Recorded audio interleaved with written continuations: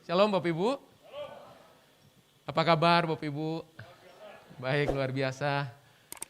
Ada satu berita yang saya mau sampaikan kepada Bapak Ibu ya, dan kemungkinan besar berita ini akan cenderung mengoyak daging Anda. Oke? Cenderung berita yang akan saya lepaskan adalah berita yang mungkin itu mendorong Anda untuk bertindak. Tapi memang kekristenan dirancang bukan untuk dipikirkan saja. Kekristenan itu dirancang bukan hanya sekedar untuk dipikirkan, direnungkan. Tapi sejak awal Tuhan rancang kekristenan supaya Anda bergerak. Amin Bapak Ibu. Nah, mari kita akan sama-sama melihat, dan saya mau mengajak Bapak Ibu melihat dari kitab Roma pasal yang ke-7. Kitab Roma pasal yang ke-7 ayat yang ke-4. Ibadah raya yang pertama saya sudah berbagi tentang penundaan Bapak Ibu ya. Nah, pagi hari ini di ibadah yang kedua dan yang nanti ketiga dengan topik yang berbeda Bapak Ibu. Roma pasal yang ke-7 ayat ke-4. Saya akan baca perlahan-lahan, Bapak Ibu yang di rumah, yang di ruangan ini bisa menyimak dengan baik. Ayat ke-4 Roma pasal 7. Sebab itu saudara-saudaraku, kamu juga telah mati bagi hukum Taurat oleh tubuh Kristus. Kamu telah mati bagi hukum Taurat oleh tubuh Kristus. Makanya kalau Anda jadi Kristen, Kristen yang upaya terus. Selamat datang Kristen frustasi. Sebab semua selesai di atas kayu salib. Amin Bapak Ibu. Nah, perhatikan baik-baik Bapak Ibu. Nah, kalau Anda sudah mati bagi hukum Taurat, Anda ditebus dengan darah yang mahal, perhatikan tujuannya apa? Tujuan Anda dan saya itu Alkitab bilang ditebus, yang setiap minggu kita terima sakramen perjamuan kudus. Bapak Ibu, ada tujuannya, ada stage-nya, ada level-levelnya, ada tingkatan-tingkatannya. Nah, kalau Anda lihat ayat ini, supaya kamu menjadi milik orang lain, yaitu milik Dia yang telah dibangkitkan dari antara orang mati, agar, tuh tujuannya, agar kita belum semua Bapak Ibu. Tuh kan baru ayat pembuka udah gak enak Bapak Ibu. Agar kita diberkati.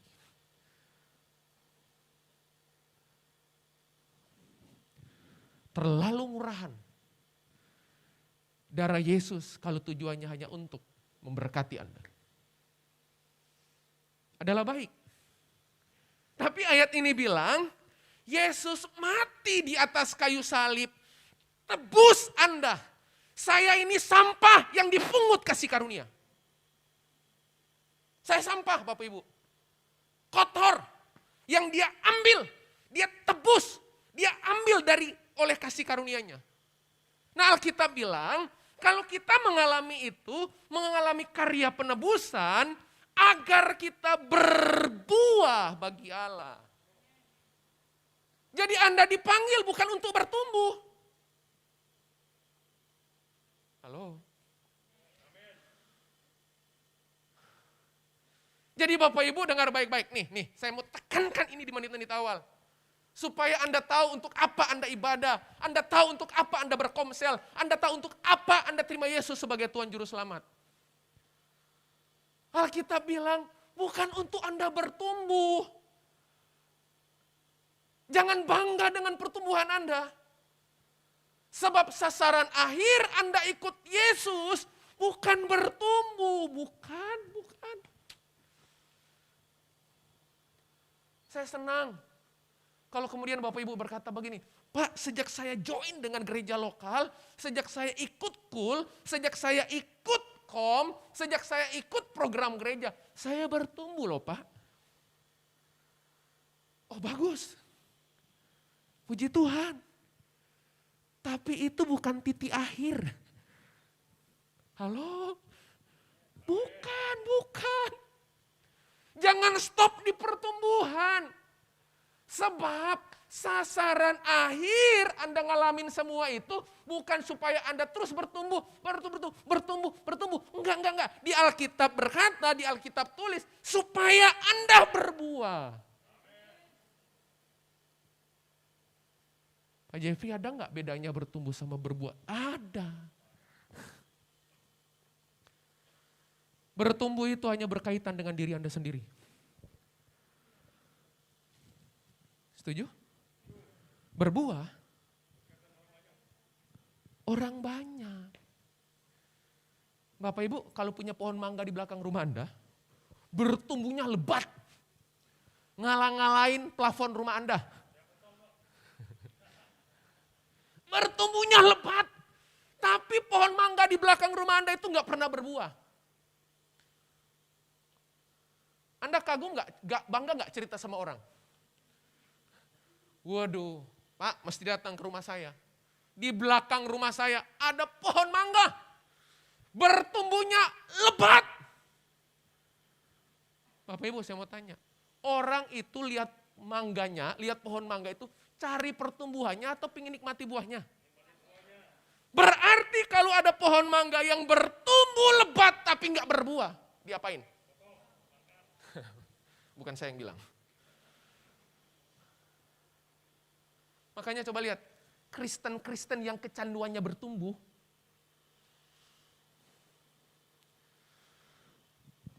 tidak memenuhi apa yang Tuhan harapkan. Loh bukan bertumbuh salah, bukan. Karena tidak mungkin Anda berbuah kalau Anda enggak bertumbuh. Tapi yang hari ini terjadi, puas dengan pertumbuhan. Kagum dengan pertumbuhan. Padahal Alkitab bilang, Apolos menanam, Paulus menyiram, Tuhanlah yang memberi pertumbuhan. Jadi jangan bangga dengan pertumbuhanmu, sebab yang membuat Anda bertumbuh Tuhan. Tapi untuk Anda berbuah, ada syaratnya. Ada sesuatu yang harus Anda lakukan gitu loh. Di Bapak Ibu yang di rumah clear sampai bagian ini. Anda mau bertumbuh apa berbuah? Buah ya? Yakin Bapak Ibu. Nanti ayat berikutnya nggak enak loh Bapak Ibu. Yakin ya, berbuah ya? Pak, berbuah dalam hal apa? Dalam seluruh area hidup Anda. Jangan sampai mentalitas berbuah gini, Pak, saya berbuahnya di toko, di gereja enggak. Pak, buah karakter saya di rumah keren banget. Tapi sama orang, atau sebaliknya, sama orang keren banget. Sama istri, ngelihat aja kita udah aduh. Berbuah itu di semua area hidup. Jangan di kotak-kotak Bapak Ibu. Mau lihat satu ayat lagi ya Bapak Ibu ya. Hari ini cuma 3 ayat. Ya. Karena kalau 5 ayat Bapak Ibu, itu tulisan di layar udah bolak-balik nanti. Times up gitu ya. Ya, di kartu merah Bapak Ibu saya ya. Yohanes pasal 15 ayat 16. Bisa bantu? Yohanes pasal 15 ayat 16. Nah, ayat hafalan Bapak Ibu ya. Bukan kamu yang memilih aku, tetapi akulah yang memilih kamu. Dan aku telah menetapkan kamu, perhatikan, bukan kamu yang pilih aku. Berarti waktu Anda baca ayat ini Bapak Ibu, tidak ada lagi kalimat gini, Tuhan sih nggak pilih saya. Loh, Anda itu dipilih. Sebab ayat ini bilang, bukan saya yang pilih Tuhan, Tuhan yang pilih saya. Nah, begitu Tuhan pilih Anda bukan untuk pamer. Saya dipilih loh. No. Coba Bapak Ibu lihat kerangka berpikirnya Tuhan tuh di ayat itu. Setelah Anda dipilih, Anda ditetapkan. Itu kan kayak bikin surat kan? Menimbang, menetapkan. Oh. Kalau pertimbangan toh tapi nggak ditetapkan, nggak bisa. Dipilih, lalu kemudian ditetapkan, supaya kamu pergi dan menghasilkan buah, dan buahmu itu tetap, supaya apa yang kamu minta kepada Bapa dalam namaku, diberikannya kepadamu. Saya tanya Bapak Ibu, plototin ayat itu. Plototin Alkitab Anda. Ada 2 kali kata supaya ditulis di situ. Anda suka supaya yang pertama apa supaya yang kedua?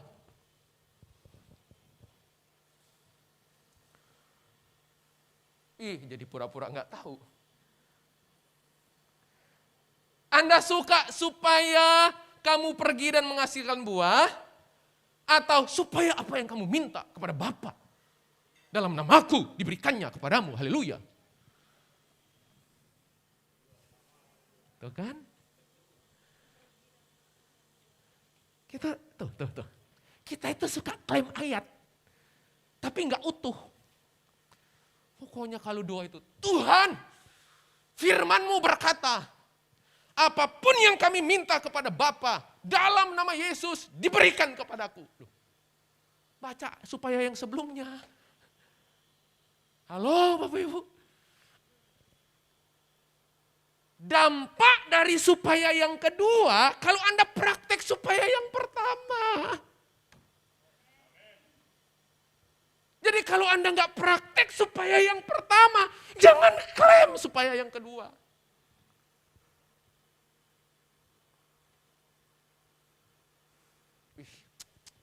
Bapak Ibu natap saya. Nggak apa-apa Bapak Ibu ya. Saya jarang-jarang kok kesini Bapak Ibu ya Pak Roy.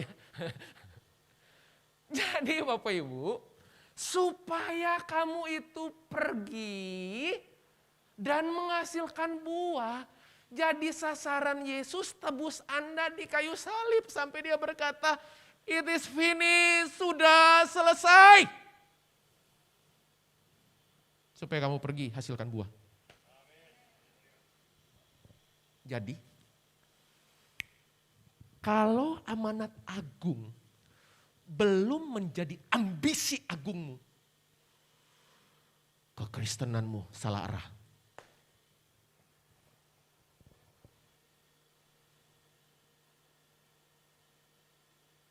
Ini tenang atau gimana Bapak Ibu ya?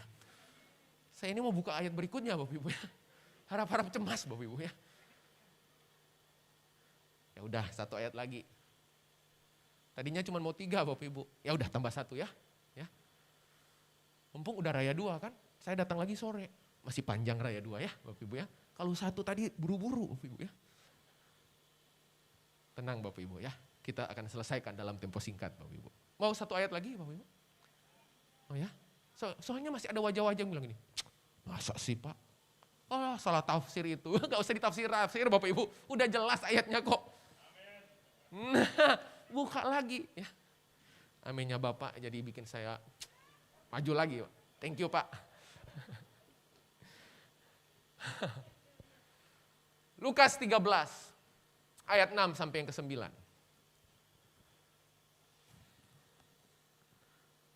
Bapak Ibu masih enjoy, menikmati? Amin ya? Kalau enggak saya ganti judul khotbah Bapak Ibu ya. Lalu Yesus mengatakan perumpamaan ini. Siapa yang kasih perumpamaan? Yesus, bukan Jeffrey, bukan.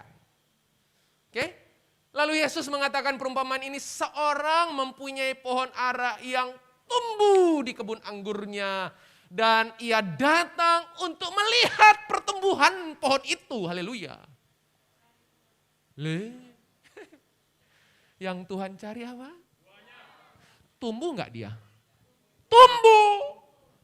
Tuh baca ayatnya, baca. Ini modal orang Kristen, tumbuh.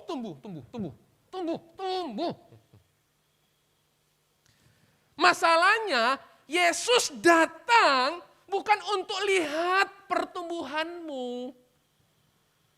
Yang dia cari apa? Kalau Bapak Ibu masih belum yakin, kita tutup dalam doa Bapak Ibu. Tuhan itu cari buah. Sayangnya, Yesus tidak menemukannya. Aduh, jangan sampai model Kristen kayak gini, Bapak Ibu. Lihat ayat berikutnya. Klik berikutnya. Wah ini. Lalu ia berkata kepada pengurus kebun anggur itu. Sudah berapa tahun? Berapa tahun? Berapa tahun dia ikut ibadah? Ih, kok makin sedikit jawabannya? 3 tahun, 1 tahun berapa minggu? Berapa?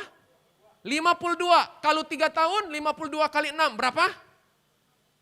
52 kali 3. Sorry, kali 3 kan 3 tahun. 100. Wih, dia punya 156 catatan khotbah. Mulai pendeta A sampai A+1, A+2, sampai apes. 156 minggu. Anda lihat. Multimedia bisa bantu. Lihat itu. Sudah 3 tahun aku datang mencari buah. Tuhan itu kalau cari, berarti itu hal yang penting. Aku mencari penyembah tuh. Bukan penyembahan. Aku datang mencari buah. Aku datang mencari iman. Loh, ada kata-kata cari di Alkitab itu yang Yesus sorot. Kita kebalik, yang Yesus sorot kita nggak sorot. Yang Yesus nggak sorot, kita sorot. Makanya kita nggak sinkron terus sama Tuhan. Lihat. Sudah 3 tahun aku datang mencari pada buah pada pohon ara ini dan aku tidak menemukannya. Ya ampun, Anda tahu masa depan yang orang yang tidak berbuah hanya bertumbuh apa? Tebang. Tapi kalau bacanya itu bilang, tebanglah pohon ini. Kurang pantas cara bacanya. Itu ada tanda seru. Tekan tuh. Tebanglah pohon ini. Gitu bacanya. Tanda seru kok. Halo, benar gak Bapak Ibu? Jadi kalau baca Alkitab, tebanglah pohon ini. Kurang. Gak ada rasa. Gak jadi rema.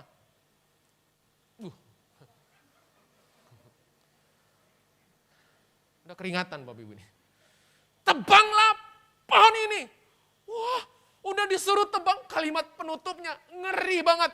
Untuk apa ia hidup di tanah ini dengan percuma? Tanda seru. Jadi, hidup yang gak berbuah adalah hidup yang percuma. Percuma. Nanti kita ciptain lagu judulnya Percuma. Wah, Bapak Ibu lihat lagi. Duh, waktunya ya. Terus. Wah, tiba-tiba pengurus kebun anggur. Pengurus itu pengerjanya itu bilang gini, Tuhan biarkanlah dia tumbuh tahun ini lagi. Lah kok yang dibilangin tumbuh lagi. Oke, dia tumbuh tahun ini lagi, aku akan mencangkul tanah sekelilingnya dan memberi pupuk kepadanya. Haleluya. Wah, kalimat penutupnya coba. Klik lagi. Wah, kalimat penutupnya itu nggak enak banget Bapak Ibu ayat 9. Dimulai dengan kata apa? Kira-kira dia yakin nggak? Loh, di kalimat penutupnya itu dibilangin, dimulai dengan kata mungkin tahun depan ia berbuah. Mungkin itu sama dengan semoga. Semoga itu sama dengan semua mogok dan gagal. Ya moga-moga, lah imanmu moga-moga. Mungkin tahun depan ia berbuah. Loh kali ini yang memberikan konfirmasi kepada Yesus dan ucapan Yesus dikonfirmasi sama si tukang pengerja kebun. Mungkin Yesus tanya, nanti kalau dia gak berbuah gimana? Wah kali ini si pengerjanya itu ngintip, ngopi paste, nyontek pernyataan Yesus di awal. Jika tidak, ini kali ini, wah, tebanglah dia. Yesus bilang, haleluya. Karena kali ini bukan Yesus yang bilang. Siapa yang bilang? Makanya, kekristenan itu keradikalannya, itu Anda berbuah tidak, Anda jadi garam dan terang tidak? Makanya lihat, Yesus itu keras sekali. Setiap kali kalau dia bercerita, setiap kali kalau dia sharing, setiap kali kalau dia khotbah tentang dampak kekristenan. Dia berkata gini, garam itu kalau nggak asin, diapain? Dibuang dan diinjak Tuhan gitu? No, dibuang dan diinjak orang. Tuhan tidak pernah buang Anda, orang yang akan buang Anda. Karena Anda nggak punya bobot, nggak punya kualitas kehidupan. Halo, habis Pak, gimana? Loh, orang di luar sana harus tahu, Anda itu Kristen yang mengasihi Tuhan. Yesus itu Bapak Ibu mati di atas kayu salib, ditonton banyak orang. Terlihat, jangan hidup bersembunyi. Lawang dia disalib tampak kok. Nonton, saya disalib. Jangan hidup bagi dia di tempat tersembunyi. Tampil.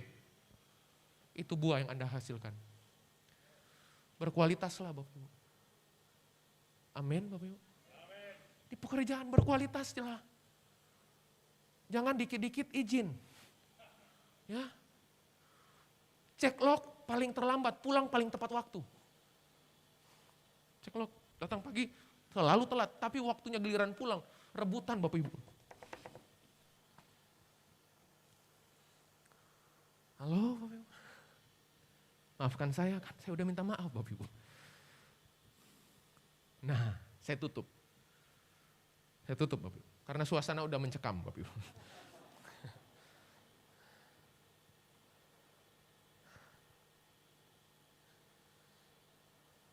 Terus pertanyaannya, Pak, gimana supaya kehidupan saya berbuah? Nah, oke, itu pertanyaannya kan? Nah, lihat, yuk. Aduh, 5 menit terakhir. Semoga cukup Bapak Ibu ya.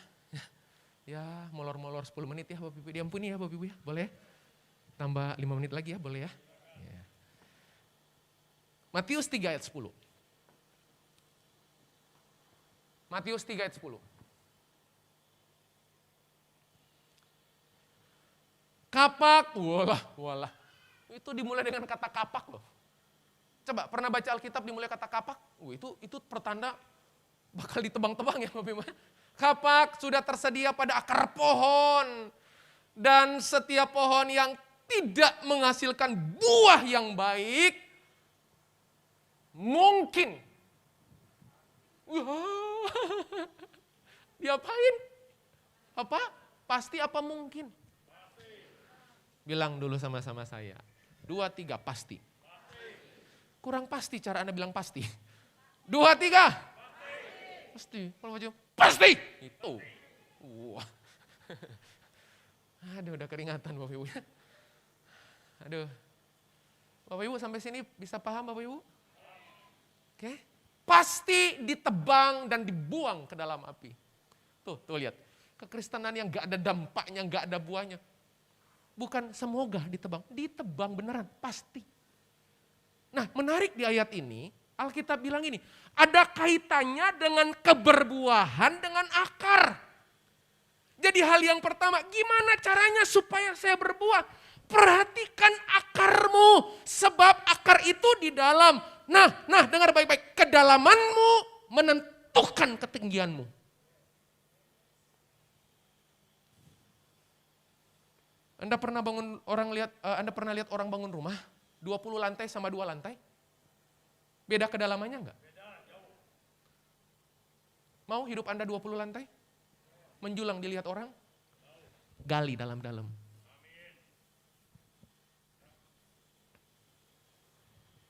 Pondasimu menentukan ketinggianmu. Jadi enggak usah fokus sama anginnya. Anginnya besar Pak. Aduh, goncangannya berat. Bapak Ibu saya mau kasih tahu, pohon yang akarnya kuat gak terganggu dengan angin kencang. Bapak Ibu pernah lihat pohon yang akarnya kuat itu ketakutan, nanti gimana? Dia nyantai aja. Lo akarnya dalam kok. Nah akar Anda dalam enggak? itu apa? Spiritualitasmu. Aktivitas-aktivitas harianmu, pagimu menentukan harimu. Spiritual, akar. Bapak Ibu coba saya tanya. Anda kalau datang ke doa pemberkatan rumah baru, yang Anda kagum itu pondasinya atau isi rumahnya? Itu saya nggak pernah lihat loh. Pemberkatan rumah, ih keren banget pondasinya ya Pak. Wih keren Pak.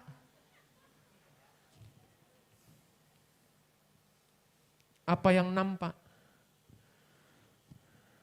Itu karena ditopang oleh apa yang nggak nampak. Kita kebalik, inginnya nampak terus. Nampak. Goncangan dikit, tumbang.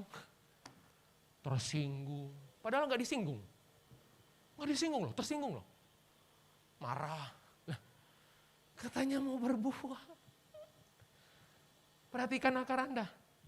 Area di mana akar Anda nggak kuat, nggak dalam. Di area itu, iblis pukul Anda.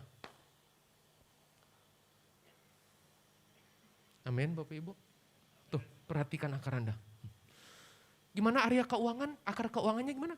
Loh, Alkitab bilang, cinta akan uang adalah akar. Akar ke. Dan kalau Anda cinta akan uang, saya jamin, uang gak akan pernah mungkin mengembalikan cintamu. Oke? Cintai Tuhan. Kalau enggak, berat perjalanan Anda ke depan. Kedua, Yohanes 15 ayat 1 sampai 5.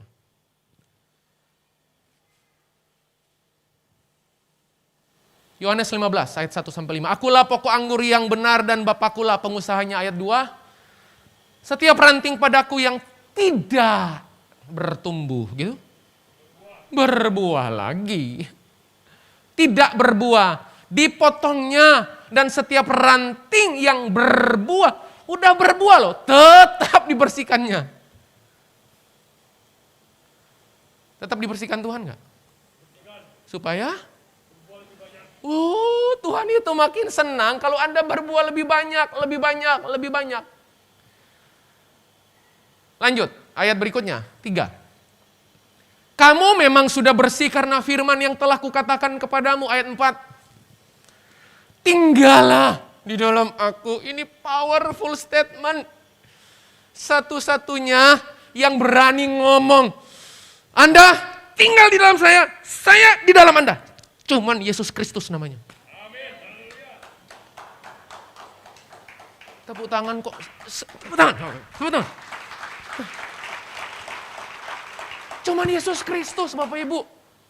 Tinggal di dalam aku dan aku di dalam kamu. Sama seperti ranting tidak dapat berbuah dari dirinya sendiri. Loh, selamat datang. Orang yang selalu bilang, saya mampu, saya punya pengalaman. Anda membentur tembok satu hari nanti. Pengalamanmu gak memadai. Anda butuh Tuhan dan hikmatnya.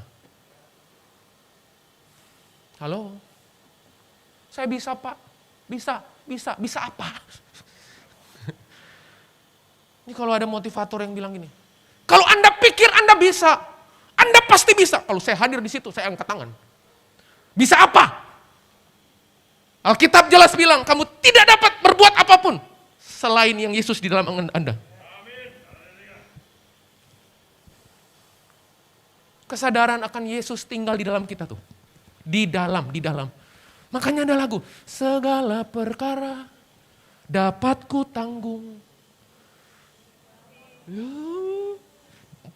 In Christ. Di dalam. Jadi yang kedua, belajar tinggal. Yang pertama perhatikan akar.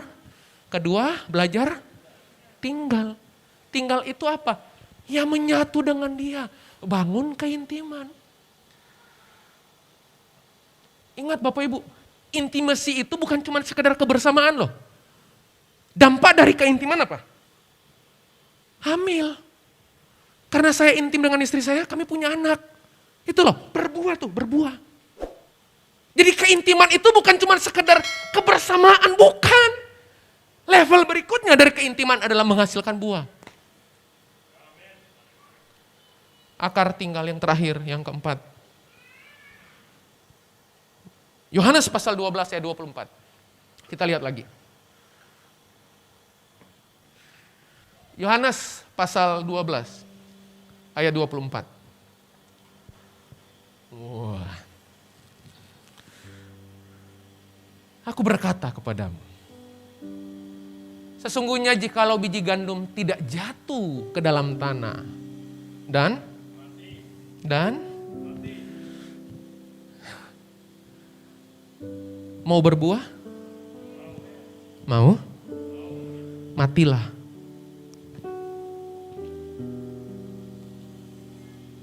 Ia tetap satu biji saja. Tetapi jika ia mati, ia akan menghasilkan banyak buah. Mati ambisimu, mati egoismemu, mati mementingkan diri sendiri. Sebab Yesus sudah mati untuk mengikuti kehendak Bapa. Kalau Anda berkata begini, Pak, aku mengasihi Yesus, tapi Anda belum mati. Kalau Anda belum mati untuk dirimu sendiri, Anda akan susah hidup bagi Kristus. Mau hidup bagi Kristus? Mati dulu. Lah keinginan belum mati, ego masih membesar. Dinasehati marah, ditegur marah. Bapak Ibu, saya mau kasih tahu. Kitab Amsal bilang, teguran itu berkat. Kalau ada orang nasihati Anda, suami nasihati istri, istri nasihati suami, bilang gini,